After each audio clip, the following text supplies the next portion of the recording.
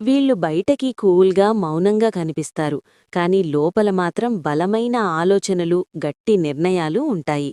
Number 2, కష్టాల్లో అస్సలు వెనకడుగు వెయ్యరు.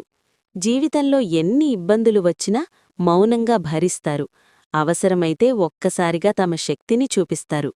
నంబర్ 3, హృదయం చాలా మంచిది. ఎవరినైనా నిజంగా ప్రేమిస్తే పూర్తిగా అంకితమవుతారు. మోసం చేయడం, నమ్మకద్రోహం వీళ్లకు అస్సలు నచ్చదు.